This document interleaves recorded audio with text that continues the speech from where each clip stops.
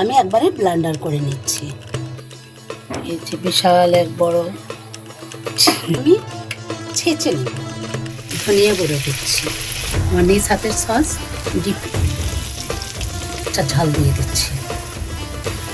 সে স্মৃতিগুলোই শুধু মনে পড়ে। আমার শাশুড়ি মানে কেন আমাদের সন্তানরা তো এটাই। আমার শাশুড়ি মা যদি করলা ভাজি করতো সাহেবকে খেতে দেবো। বিসমিল্লাহির রহমানির রহিম। আসসালামু আলাইকুম। সাহেব বাজার থেকে গলদা চিংড়ি নিয়ে আসছে।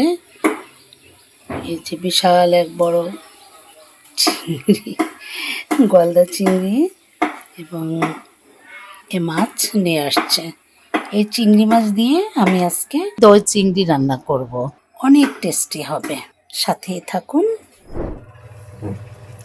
আমি এখন গলদা চিংড়ি ভাজি করব। এখানে বাদাম, বেরেস্তা, দই আমি একবারে ব্লেন্ডার করে নিচ্ছি। গলদা চিংড়িটা আমি ছেঁচে নেব। ছেঁচে নিলে মাছটা শক্ত হয়, প্লাস ভিতরে সব মশলা ঢুকে যায়। মাছ ছেঁচা হয়ে গেছে, এটা ঢাকনার উপরে নিয়েছি এই কারণে যে ছেঁচতে ভালো হবে। হলুদ, মরিচ, লবণ সামান্য সামান্য দিয়েছি, যে একটু কালারের জন্য আর একটু ঝালের জন্য। আমি এখন মেখে নেব।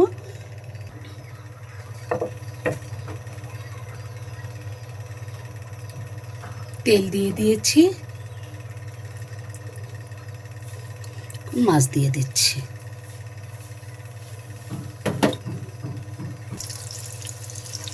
মাছ দিয়ে দিচ্ছি,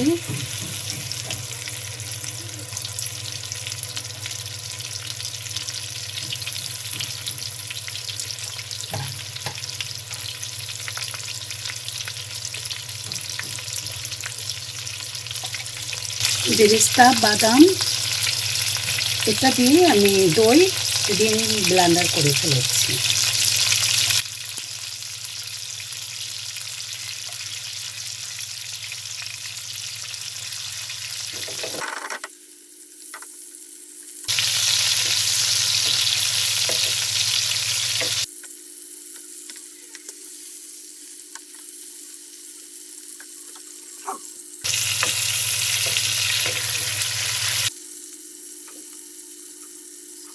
এখন মাছ তুলে ফেলবো।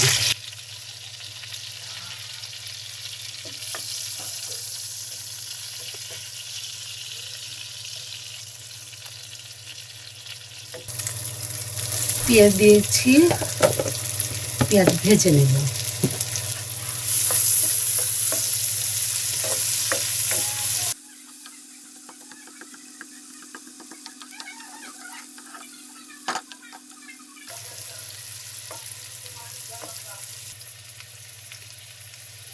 জিরে দিয়েছি, একটু রসুন দিচ্ছি, আদা দিচ্ছি,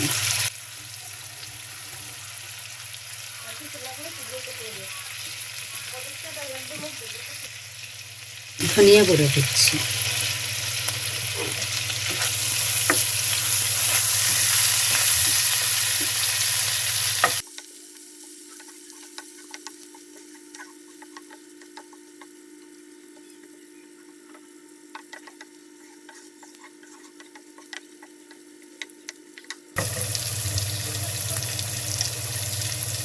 এখন আমি বেরেস্তা, দই, বাদাম এটা দিয়ে দিচ্ছি।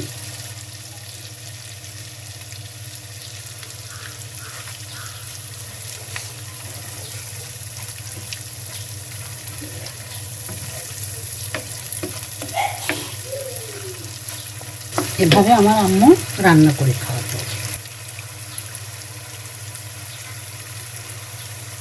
আমার শাশুড়ি মায়ের হাতের রান্না অসাধারণ ছিল, অসাধারণ ছিল। এত মজা রান্না করতো।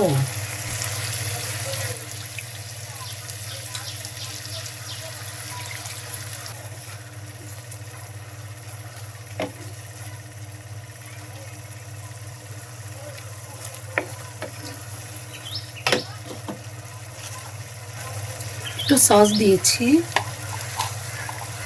অল্প একটু সস দিয়ে, টমেটো সস আমার নিজ হাতের সস ডিপ ফ্রিজে ছিল, এটা বের করে দিয়েছি।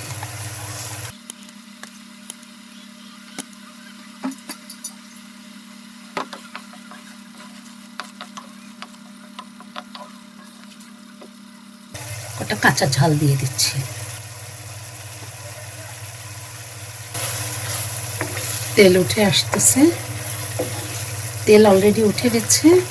আমি এখন চিংড়ি মাছ দিয়ে দিব।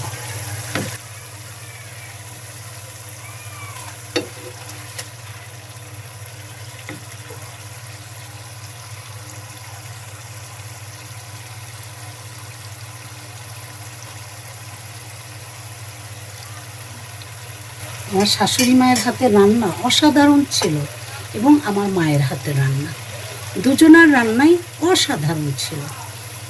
মানে এত গুণী আল্লাহ তাদের বানিয়েছিল যে তাদের রান্না ঝোলটা দিয়েও ভাত খেতে ইচ্ছে করছে, এত মজার রান্না হতো। আমার শাশুড়ি মা যদি করলা ভাজি করতো, সে স্মৃতিগুলোই শুধু মনে পড়ে। আমার শাশুড়ি মা নেই, আমার মা নেই, শ্বশুর নেই, বাবা নেই, আসলে ভালো মানুষগুলো চলে গেছে। আদর করে আর কেউ খাওয়াবে না। সে আদরের রান্নাগুলো, আদরের খাবারগুলো আসলে পৃথিবীতে, আমি বলি এটাই যে পৃথিবীতে যদি সবচাইতে ধনী ব্যক্তি থাকে, সে হলো যার মা আছে, বাবা আছে, তারা হচ্ছে সবচাইতে ধনী। টাকা পয়সা অর্থ সম্পদের ধনীটাকে আমি ধনী মনে করি না, পয়সাওয়ালা বড়লোক বলি না। যার পিতামাতা বেঁচে আছে তাকেই বলি আসল বড়লোক। পৃথিবীর সবচাইতে শান্তির জায়গা, জান্নাতের জায়গা শ্বশুর শাশুড়ি পিতামাতা। আসলে সবাই তো মূল্যায়ন করতে পারে না।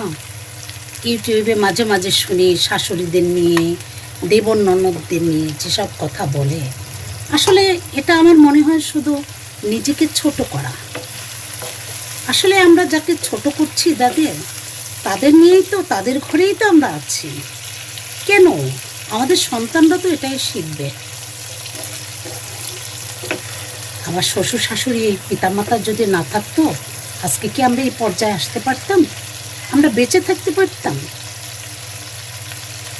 আসলে আপনাদের প্রতি একটু অনুরোধ থাকবে, এটা কখনো বলবেন না।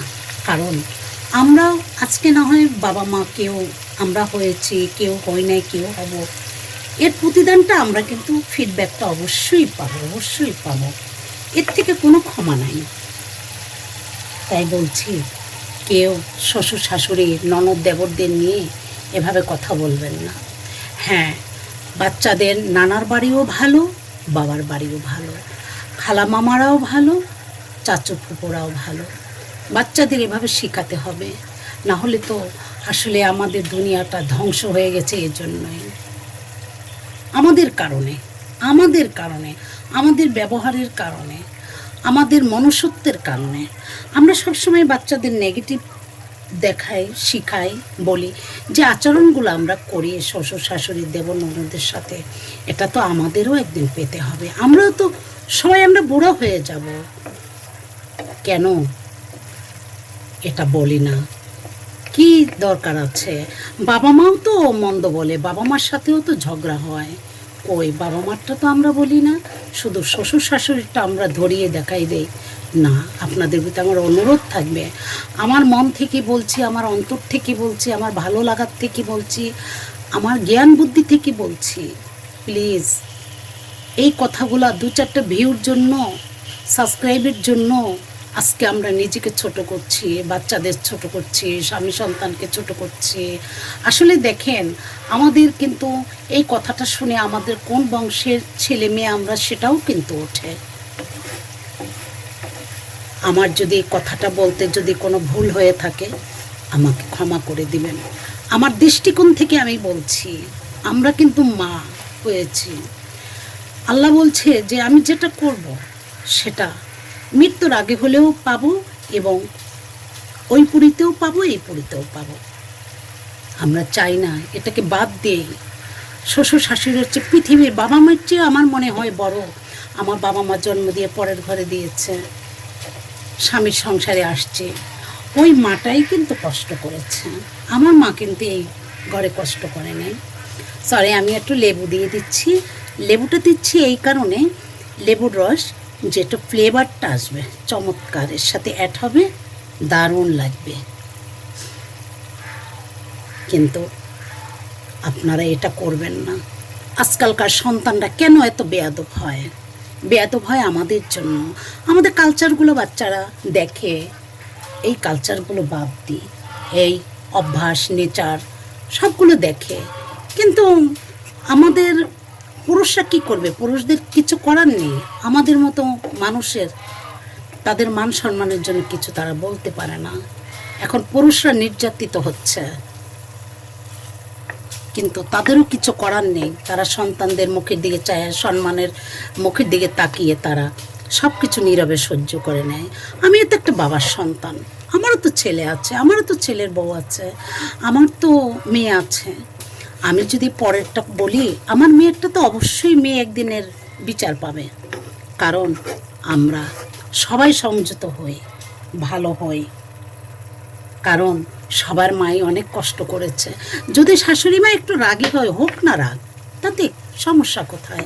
আবার ভালোবাসবে যে, রাগও সে করবে, তারাই আবার বুকে টেনে নেবে। যেহেতু আমরা এই কথাগুলো না বলি, টাকা পয়সার ভিউ বাড়ানো এটা কোনো চ্যাপ্টার নাই। সম্মানটা পৃথিবীর সবচাইতে বড়। এই যে আপনি আমি রান্নাঘরে রান্না করছি, ভিউ হলে হবে, না হলে না হবে, ইজ্জতের চেয়ে বড় কিছু না। এটা তো মাত্র শখের সহিত আমরা করছি, কিন্তু এই শখের সহিতের সাথে রান্নার সাথে আমাদের যে কত বড় সম্মানগুলো আমরা ধ্বংস করে দিচ্ছি, এটা আমাদের বোঝা উচিত। অনুরোধ থাকবে, এটা আমরা আর নাই করি। ভালো থাকবেন। একটা কথা চিন্তা করবেন, আমরা মা হয়েছি, আজ না হয় কাল সেটা আমরা ব্যাক পাবো, পাবোই পাবো, কোনো ক্ষমা নেই। ভালো থাকবেন, সাবস্ক্রাইব করবেন, ভালো লাগলে সাবস্ক্রাইব করবেন, আর লাইক কমেন্ট শেয়ার করবেন। মুরব্বীদের প্রতি আমার দোয়া ও সালাম রইল। আর আমার যারা ভাই বোন আছেন, ছোট সোনামণিরা আছেন, তাদের জন্য আমার অন্তরস্থল থেকে দোয়া রইল। আসসালামু আলাইকুম। আলহামদুলিল্লাহ, এখন খেতে বসবো, সাহেবকে খেতে দেব। ভালো থাকবেন সবাই। আসসালামু আলাইকুম।